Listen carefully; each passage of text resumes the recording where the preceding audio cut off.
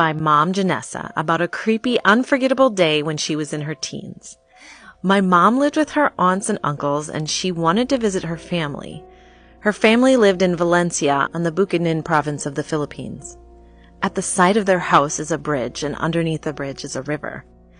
One time, while visiting her family, my mom decided to wash her clothes, and my grandpa told her to wash his clothes too. Decades ago in the Philippines, people usually washed clothes near the river because there was a lack of running water. The river water was also safe to drink, so people tended to live near the river. After my mom prepared the things she needed to wash the clothes, Grandpa helped her carry it all to the river. The river was peaceful and very cold, and the weather was sunny, so it was a good day to wash some clothes since they'd easily dry under the sun. My mom was enjoying washing the clothes by hand when she heard footsteps coming from the bridge. The bridge is made of thick wood, so it makes sounds when someone passes by. My mom was facing the bridge, and she immediately looked up so she could greet the person because it could have been her neighbor. But nobody was there. She looked all along the bridge, but there was no one in sight. She continued her work, and she heard another set of footsteps again. She glanced back at the bridge, and still no one was there. She felt a little worried, but my mom is brave, so she let it pass. After she washed all the clothes and hung them up, she heard yet another set of footsteps. She turned her head to the bridge and was shocked because she could hear the footsteps of a person running, but even though the bridge was shaking a bit, no one was there. She was becoming distraught at that moment, but she closed her eyes and took a deep breath.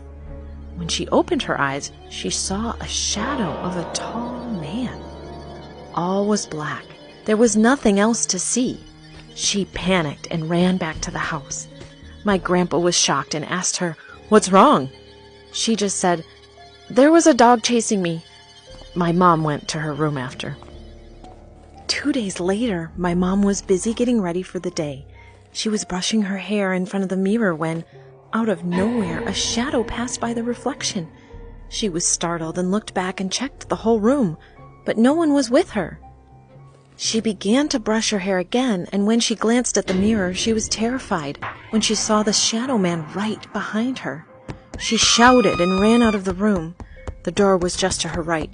She was so freaked out that she jumped down the stairs and hurt her legs and knees. My grandpa immediately went over to her and asked her what happened. She told him everything about her first meeting with the shadow man at the bridge. My grandpa just had a serious look on his face and carried Mom to the wooden sofa and treated the bruises she had. But then my grandpa told her, "I know that shadow man." My mom was confused and asked him, "Who is he, Dad?" Grandpa gulped and said, "He was our neighbor, Gilbert's son, Andrew. He died 3 years ago. It was raining very hard, so he was running as fast as he could to get home. He ran across the bridge, and when he reached the front of our house, a bolt of lightning came down and struck him, and it burned him to ashes." My grandpa had a very sad look on his face. My mom was shocked and speechless. The people who saw him die were startled and shouted. They called Gilbert and only saw his son's ID that was left half burned. Mom was at a loss for words and sad because of what happened.